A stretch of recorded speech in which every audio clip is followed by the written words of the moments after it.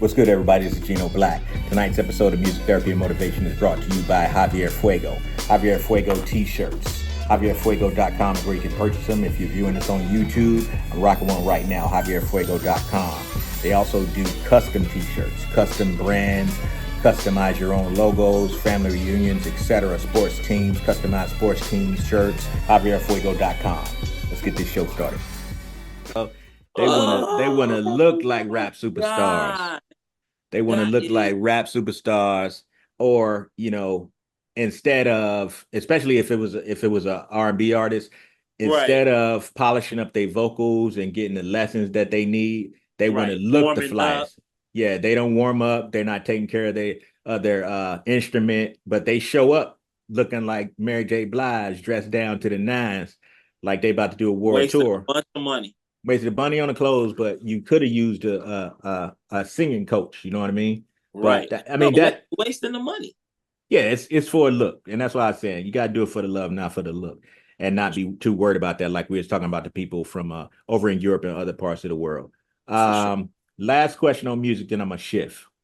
Mm-hmm. Unless you got some stuff you want to add in, and I haven't asked you about or covered. What's the most significant challenge you faced in your music career? What happened and how did you overcome it, and how did it shape you as an artist? You may have said it already. If you did, no, I don't think I did. I think my most challenging has been finding the right team of people to work with. Right. I think that's the most challenging. Because we have egos, and all of us do. Yeah. And a lot of the times we tell ourselves, man, we gonna do it by ourselves. And be that may, that's cool. But you do need people to help you along the way. But apart from you and like maybe AST, as far as like a band is concerned, right? I haven't really had anyone to be to help me get to the next level, right? Like that. You know what I'm saying? Mm-hmm. And that's not their fault. But I haven't had that. And so that's been the biggest challenge, finding the right team of people to help me move forward. I may never find the right team of people, but it would be nice, Right. And so that's been one of the biggest challenges. On the other side, on the mental health side of things, I think, there's many times where I said, I'm good. I'm done. Because it started to feel like it wasn't about the music anymore. It started to feel like it was just about, I'm trying to become an artist because I want to make a better living. When in the beginning, when I started this, it was just about the music. Right. And so when I realized that, I was like, oh man, I need to change my trajectory. And so here we are today. You know what I'm saying? Like, okay. Do you still feel now about that the way that you did while it was happening? No, it's completely different. Now it's like, man, I just feel I go through my moments, but my moments are more like I miss performing. Yeah, I get it. I miss we went through a lot of shit, bro. Yeah, and a lot. But however, I miss those. I still miss those times. Like, I wouldn't change that it was something pure about that stuff. Yeah, it was Even just even the bad stuff. right, It right. was it was it was something pure about it. It was the It was hunger. It was the yeah, grind. It was just trying to make shit happen. Yeah. yeah, that right there. I really wouldn't change that. Like, the other day I was writing a song, and one of the lyrics I said was, you thank God for your blessings, but I thank God for the lessons. I And said that in the song, bro. I said in the song, I said, thank him for all my blessings, and I double thank him for all my lessons. Yeah. yeah, and so like it's just the lessons in those things where Right. I miss that. I miss the late night just we just did a show and we're about to hit IHOP or Denny's or Right. something. Right. Right. And wait, you gonna record tonight? Yeah, I'm Yeah. back in It the was a studio at good it was a night. good time. It was a good time. Those are good times. So Yeah. I miss that. And I don't miss the other bullshit, but those things, yeah. So Mm. but I don't feel like that now. I feel freer, to be honest. I feel free. Like I feel like I can do anything at this point. You know what I'm Mm. saying? And even though I feel that way and I've been in the game for 20 plus, um, there's still evolution, Oh yeah. Yeah. right? So Always yeah, evolution. And speaking of evolution, the right, evolution, now to me, every independent artist is an entrepreneur already. right, Whether they choose to acknowledge that or want to do the work, right. somebody they If y'all they ain't speak listen to on me. that if you want to. That boy be dropping free game. Every Right, independent right. artist, every independent musician is an entrepreneur, whether you decide to put on your big boy pants or not. And if you Right, don't understand that you're an independent artist, you are an entrepreneur, you are a business owner, you are your business, not just I'm right. my brand, you are a Yeah, business and you need to treat it as such. That exactly. being said, you Mhm. actually did make the shift and the leap into a totally different field from music, from creative to, I ain't gonna say you're going corporate, but you are incorporated, but you know what I'm saying? I remember, you know what I'm saying? I remember a time or two where you used to clown me because you would see Right. me pulling up with my suits on and my three-piece suits, you know what I'm saying? And my Surely corp did. and my corporate life. Surely did. And what you say? You call me the Black Republican once or twice Yeah, or yeah. or 9 times. The Black Republican. I forgot The about Black that. Republican, yeah. So Oh man. yeah, that was Yeah. like shit. I don't even remember what year that was, but we had some good years and some good times, man. But that being said, so you are now in the coffee roasting business. Correct. And correct me if I'm pronouncing it wrong. It's Archetype Culture Coffee Roasters, excuse me. Yes. Archetype Culture Coffee Roasters, ladies and gentlemen. What was the catalyst for I know about this, but the listeners don't. What was the Right. catalyst for you to dive into the coffee industry? So I had been working in the coffee industry while I was doing music anyway, right? Mm-hmm. I got introduced to coffee just like everyone else. When Starbucks was like the phase, um, I got introduced to it. That was like what 1998. Mm-hmm. No, yeah, 97, 98. That's how I got introduced to like coffee. Um, but then I was introduced to it a little earlier from my grandmother. Mm-hmm. My grandmother used to wake up every morning, make coffee in a cheesecloth, um, and we'll have that with some Haitian bread. Mm-hmm. And every morning, that was that. Um, and then I found out my mother grew up on a coffee plantation Mm-hmm. in Haiti, and I was just like, wow, what a Mm. crazy thing, right? Wow. Um, and so coffee has always been like there. Mm-hmm. I just didn't know it because I was always a musician. Um, and so I want to say about 2000 and I want to say when I came back from Europe, so it had to be 2003. I started working for Starbucks. Mm-hmm. And that's kind of how I got my introduction into coffee. And worked for Starbucks for a couple years, helped build a couple shops, did all of that. But that was all I knew at the time. Until I got fired from Starbucks, and I walked into a coffee shop one day, and in Texas, and there was a coffee roaster there, and I'm like, "Yo, what's that?" You know what I'm saying? And it's like, "Oh, that's a coffee roaster." This, Intriguing.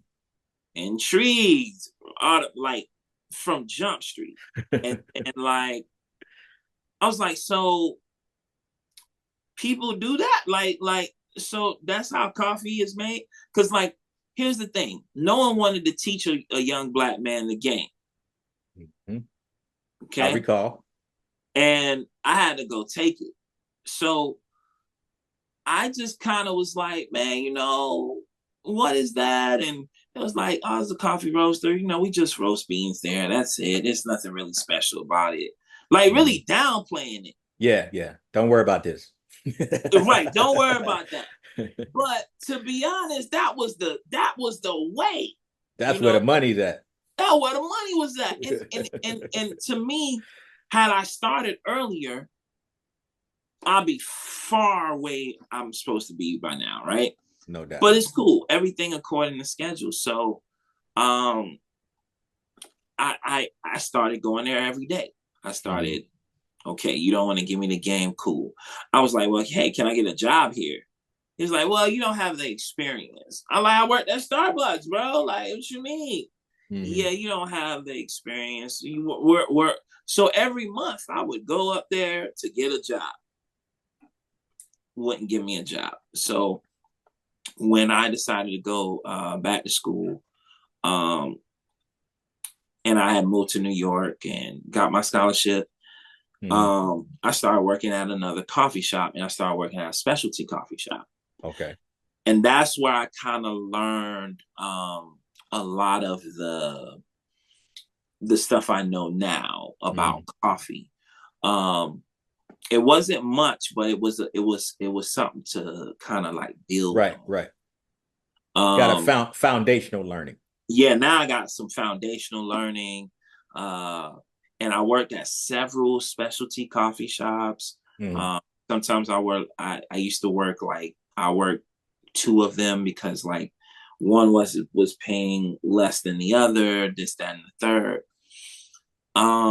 And then from there, when I decided to move to Miami, I wanted to get back into coffee, but right. I just came from Soho and like seeing all this stuff. Right. Like Miami didn't have those things at the time.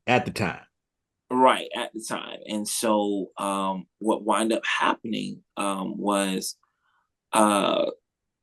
after I went through my depression and my slump and all of that, brother passing away, having a new child, drama, blah, blah, blah. I ran into a coffee shop called Panther Coffee in Miami, Florida. And I knew what it was because now, I done came from that. Right. And so I was like, let me go apply, and I go and apply, and they was like, can you start today? Dang. Sure. You know what I'm saying? And I was there for 8 years, soaking up the game, learning what it was. I literally, that was my school. Like when, that was my 4-year college, my 8-year college degree, you could say. And they gave me all the tools. They didn't give me everything, but they gave me a good head start. Yeah. And so, when I it was hard for me to make the transition, because music was still at the forefront of my head. Mm-hmm. And I worked in the wholesale department for about 4 years at Panther Coffee. Mm-hmm. Before that, I was a barista and a trainer and all of that. I held $1 million check, bro. Wholesale check. Not saying that the $1 million was going directly to them. They got loans and stuff. Right. But that's capital. That's revenue. I was like, I'm not going home with this though. I'm getting, if I'm getting, you're getting a fraction. Money. You're getting a fraction. Yeah, now you're talking my language. Now you're getting a fraction. It's time for me to get my own shit. What? No, like I'm getting streaming money. I'm getting half of a penny of this. Right. And that right there is what changed my mindset right there and then. I said, you know what? I'm getting older. Music is cool, but I am getting older. Mm-hmm. And I don't want to be doing this forever. You know what I'm saying? Right. And so my mother, got really, really, really, really, really sick. Mm. And so I came here. I actually came to Georgia to help her. And at the same time, I was like, I'm going to start a coffee company. And so when that happened, unfortunately, my mom transitioned. Sorry for your loss once again. Thank you. So when that happened, I was like, you know what? I'm starting this coffee company. And so I didn't know how to roast coffee yet. That was one part of the game that I didn't get from Panther. And I think Panther saw me in a different realm when it came to specialty coffee, right. I think. And so I think they wanted to build me somewhere else, but I really wanted to become a coffee roaster. Right. And so, man, I started learning on a very old roaster how to roast coffee. Mm-hmm. The head start that I had, again, was being in the coffee business for so long, tasting coffee. So I know what coffee is supposed to be. I got the foundation down. I just needed to learn the technical stuff, just like you learn engineering. Right. So it's fair to say at this point now you found your second passion. Yes. Right. I didn't think, man, if you would have asked me 10 years ago, 5 years ago, like, oh, I know. I already know. I'm a musician for life. You know Shit, what I'm saying? I know. But this coffee thing really coffee changed my life. To be honest, coffee really changed my life. It changed my whole trajectory. And I just didn't think I was a person that was smart enough to be a business owner, let alone a coffee. And I think I was more afraid of the business part. Mm-hmm. But then I had been an entrepreneur for 20 years. So it's like you at that time you weren't equating it as the same thing. Yeah. Business is a business.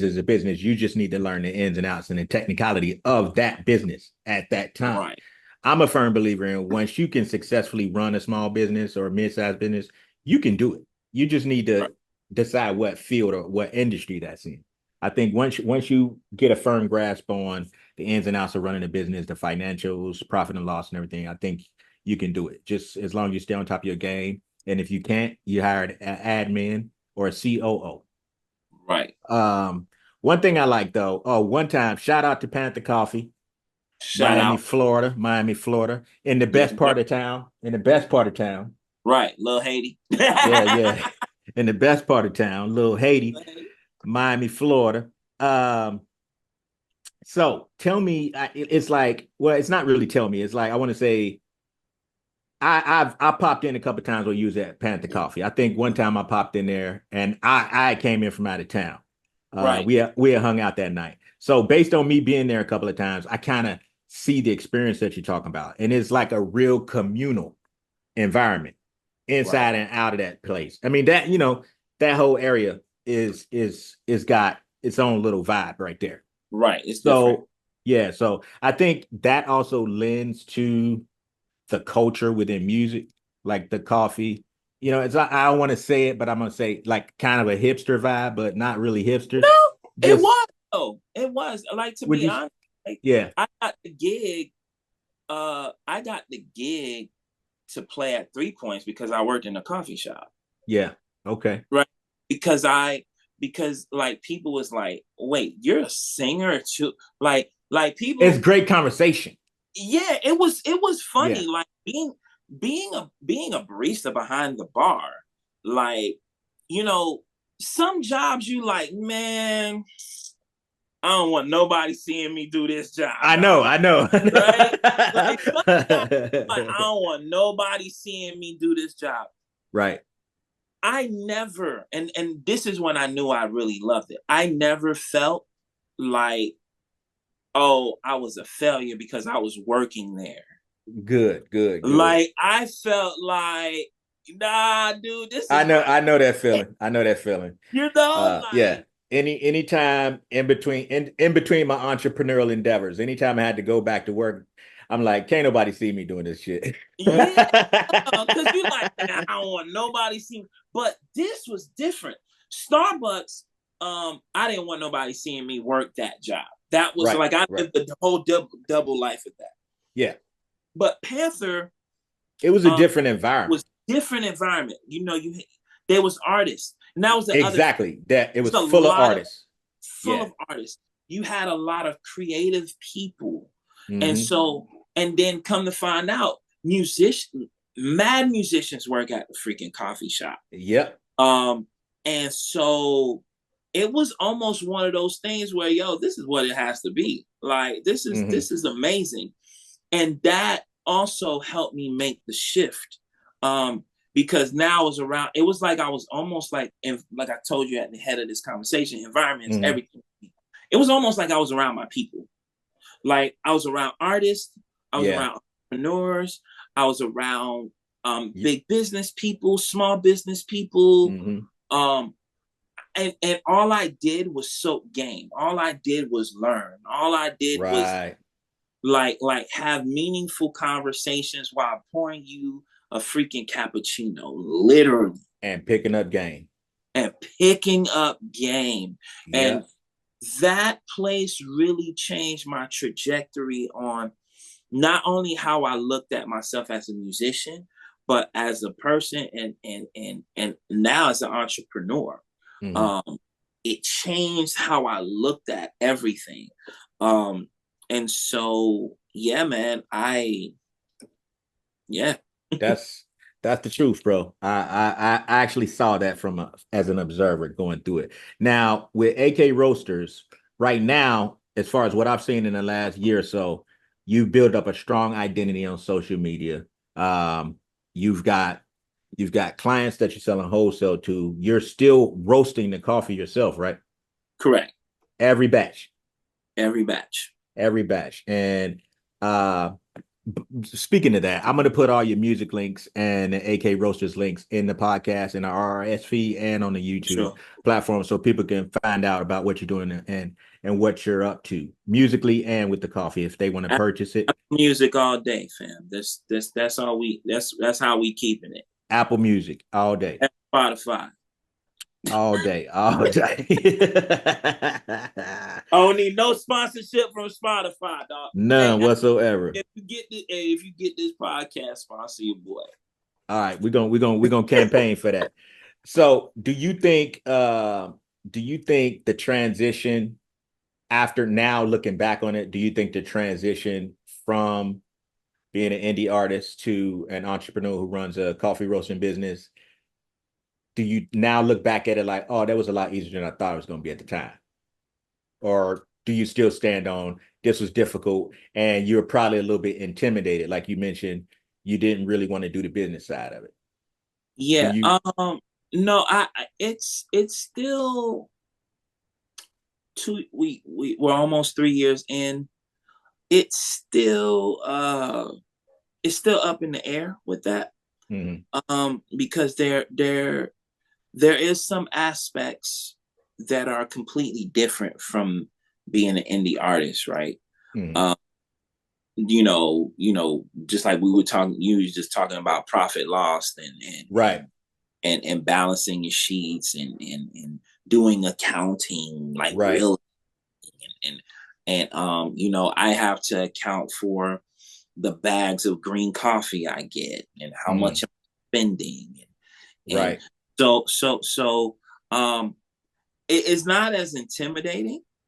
But it still gets a little intimidating from time to time. There's still some things that I'm not I'm not I don't think I'm all the way good yet, Okay. But again, evolution. Like I still keep my eye on, okay, oh, I didn't know you should do that, or I didn't know you had to reconcile your books every month, or Right. Always be learning. Always So, be learning. Yeah, that I think, yeah, I'm kind of up in the air. I'm also like, but I'm also open, and I'm not closed off. I know everything I need to know about specialty coffee. Like, I know the art part. I know the roasting is an art. I like all of that. That part is not the problem for me. Right. It's always the business part. It's that side. It's that understanding that a little bit deeper each and every day. Because there's something new that pops up every day. And so I'm still kind of like I'm getting better. Okay. Well, upward or onward, bro. Tell me just briefly, and it's gonna sound like a fucking job interview, but it ain't. Yeah. Tell me like a typical good day at AK Roasters. Tell me how you spend your days. What's involved with all that? What you do? Oh man, a typical good day. Typical good day is this, man. I'm able to roast coffee, taste different coffees from around the world, receive great orders, people paying their invoices, um, and delivering around the city and actually having meaningful conversations about everything from music to politics. Because I don't have a coffee shop to build that atmosphere. And that may be in the works soon. And so that was my next question. Yeah, and so that's a typical good day for us. So when you say you're dropping off orders around the city, so you're wholesaling to coffee shops? Yeah, so the business model that I built AK Roasters on was more of a wholesale and education. Not so much of a coffee shop. And the reason why I didn't want the coffee shop is because of the overhead. I get it. Yeah. The overhead is extremely high. However, we've been kind of looking into buying already established coffee shops in a sense. And not really changing anything but the coffee. But we kind of now, I do understand why roasters like open a coffee shop. It is continuous revenue, of course, but it's also just backdoor marketing. Right. It would be branding opportunities galore. Yeah, it's just branding opportunities for your own products. Yeah. So that I see why. I still don't like the coffee shop, just because just of the overhead. It costs a lot. Yeah. I totally understand.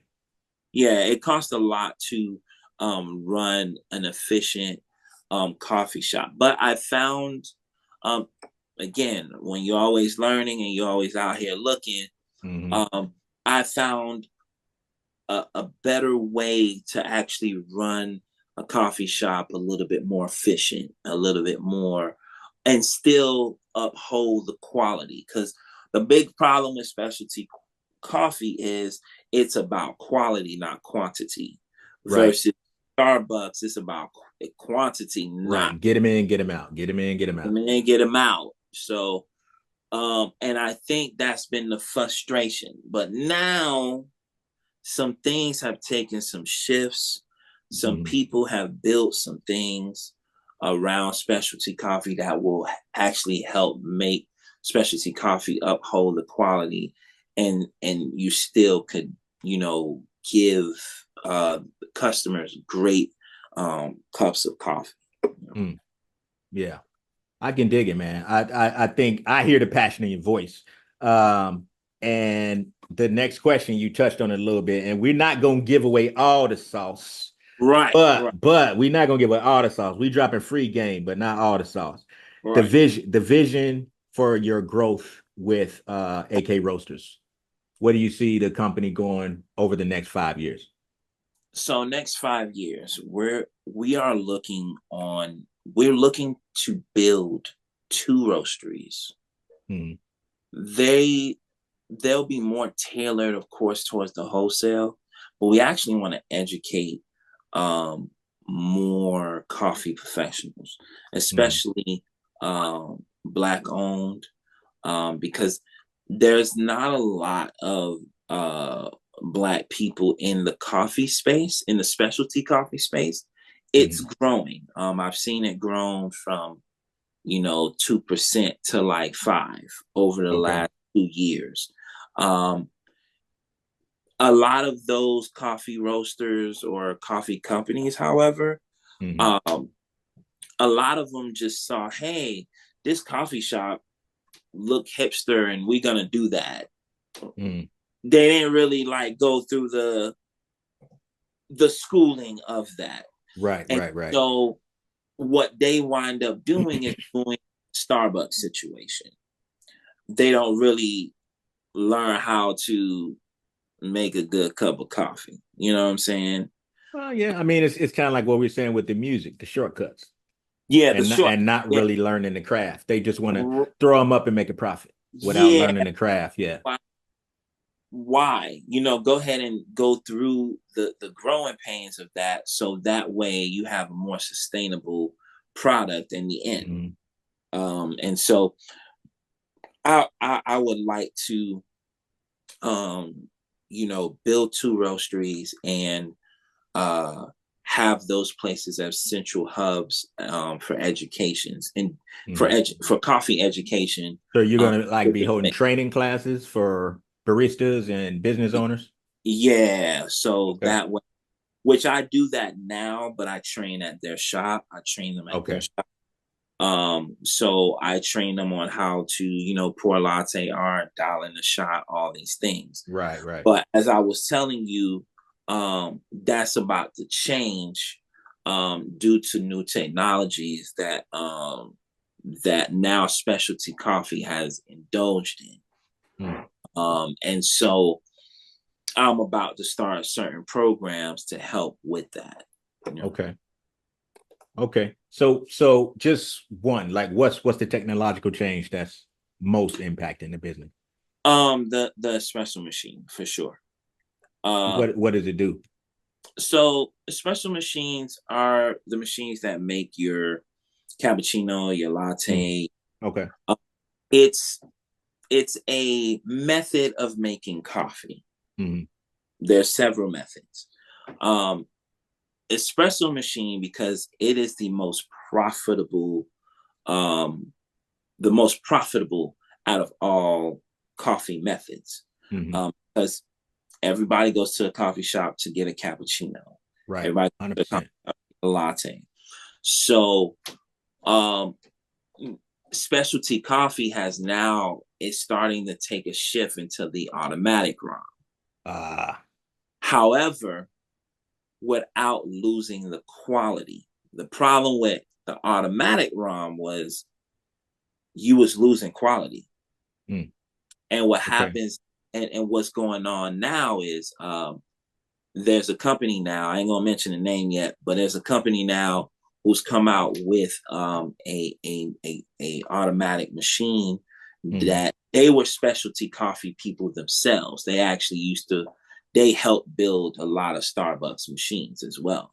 And so now I could put that in a hotel where there is high turnover, but the quality of my product remains the same. Gotcha. Because all they got to do is just push a button, boom, and that's done. Gotcha. Because at the end of the day, everybody's not going to be passionate about coffee. They just want their caffeine and they want to go. I'd rather at least give you the caffeine, give you the quality, and then you can go. And hotels, hotels, I want to say music festivals, things like that will benefit from that. And it'll help uphold the quality of the coffee, and it'll help build the demand. So Starbucks, Folgers, y'all better get your shit. Yeah. Specialty coffee all the way. Quality over quantity. Tell me and my listeners and viewers a little bit about some of the blends that you have, some of your favorite blends, like your top 3 to 5 blends that you got. Just in case they want to order from the notes that's in here. Just saying, if y'all want, in case they want to order some coffee, the link is in the comments. Yes, for sure. Links in the comments, akroasters.com. My favorite blend is Evie. It's a combination of Guatemala, Brazil, and Haitian coffee. And it is my favorite blend because my mom's name was Evie. And so that connection right there. It's that, yeah. So that's now, the one. Did you pick the perfect flavor blend, all the goodness based upon your mom? Yes. Everything. I get it, bro. That's beautiful, man. I get everything. It. Based on how she moved. And my mom was a big coffee drinker herself. And so Guatemala was like her favorite coffee. Okay. And then of course, my mom is Haitian, so I had to put the Haitian coffee there. Right. And Brazil is usually like an equalizer. It helps balance out blends. And so it's good to have that.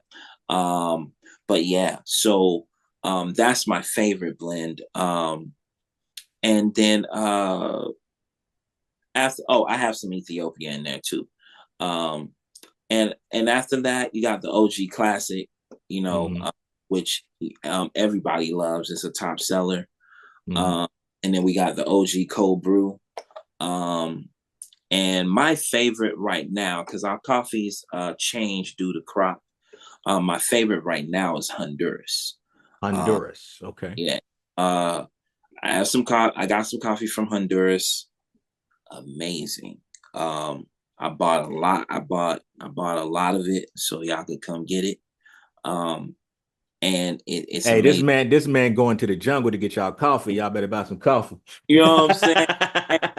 Hey, everything ripe. You know what I'm saying? Ripe cherries, ripe everything. So y'all get y'all coffee, man. I love it, bro. And I'm gonna throw a promo in here for you too. Tell me or tell my listeners, because I already know the answer, or I think I know the answer, but you might have changed since I talked to you last month. You never know, right? you never know. Right. Artists always change. Artists always changing. Tell me what you would tell a young brother coming up behind you, young brother or sister coming up behind you, in terms of your years of experience as a professional musician, a working musician, a grinding, real dedicated musician, to now being a full entrepreneur in a different space, yet they are beautifully cultivated together because of the communal aspects of both. you have any advice for young musicians or young entrepreneurs or both that you would impart? Yeah. Don't wait. And I say that, don't wait and don't doubt. First, don't doubt. That's the first thing. Because doubt leads to failure. So we're not doing that. Doubt is a dream killer. Doubt is a dream killer. So don't do that. But I would say don't doubt who you are and who you are as a musician, as an entrepreneur, as a brand. And don't wait for someone to hand it to you. Because ain't nobody gonna hand you nothing. Go get it. Go get it. Yeah, word is bond. Ain't nobody giving you shit. Don't nobody give a shit about what you complaining about neither. Yeah, and don't nobody care. So don't wait. Go get it. Take it. It's already yours, to be honest. You just haven't picked it up yet. You know what I'm saying? And so don't wait. I waited a very long time. I didn't pick things up when I was supposed to. I think if anything, that's the only thing that I wish I would have done a little sooner, but I let fear get in the way. And I was laser focused on being a musician, and I'm not saying don't do that either, but if you have a passion for something else too, and you feel like you could do that, go and do that. 100%. Yeah. Double the hustle. Hustle, bro. Man, we're gonna have to do a whole nother conversation to get into some of our fucking antics back in the day. Man. I think this is a good entry point though, man. I appreciate you coming on, man. I wanted to highlight you, bro. Like I say, the podcast has been doing really well, and I do thank everybody for listening. We got over close to 300 new subscribers just last week alone. So I appreciate everybody for listening, downloading it. Especially we got a lot of downloads on iHeartRadio, so I appreciate that. And the YouTube channel is moving as well. I appreciate everybody. Man, I know so much about you that I can't. I know. It's like, man. Yeah, we're gonna have to come back to this at a later date. But so far, man, here's what I think. I think you got an amazing story to tell. I think it's inspiration. I think any young artist or young entrepreneur listening should take this in real heavy if you got the time to listen to it or got the time to watch it on YouTube. I seen this brother scrape it together from nothing. I seen him fall down. I seen him get back up. We don't yell at each other at the top of our lungs in the middle of the night. Surely have. Yeah, I mean, it's just been so much. It's been so much. But I think where we at right now is you've made a huge transition. I see you doing well. I'm following your progress. I'm looking from afar. And once again, I'm not a huge coffee drinker, but I still bought me a pack of coffee from AK Roasters. Appreciate that. I'm all about spreading the love around, man. But I think anytime I see a brother or a sister doing something positive, and it ain't necessarily got to be some big grand gesture positive for the community, just doing something positive, setting a better example for the youth that's looking up, for your own kids, for your nieces and nephews, and then even for the strangers that's looking that we don't know is looking. I wanted to have this platform so that we can talk about not only, the surface level music industry talk and the bitches in the morning. I wanted to have something deeper, and I think that you fit right in that mode. And obviously, I think this was a good conversation. Sure. It's a lot, man. I got like 20,000. I got 20,000 more things I want to talk about, but I took up enough of your time, bro. No, it's Friday. This is it's like so it was a long work day. So it's good to kind of, this was more decompressing for me. And so Well, I'm glad, man. I hope I made this a comfortable conversation for you and yeah, not. it was amazing, amazing, Yeah, amazing. yeah, man. I mean, we got a lot of history, man, and I just appreciate you, man. I really do. I tell Appreciate people to you this too, day, I say, that's my brother. That's my brother for real. That's my for brother in sure. Christ. That's my brother in Christ. I stand with you on everything. I ain't gonna let nobody talk shit about you. I talk shit about you, but I ain't gonna let nobody else talk shit about Right. you. We got too much history. See, this that Black Republican thing I be talking about.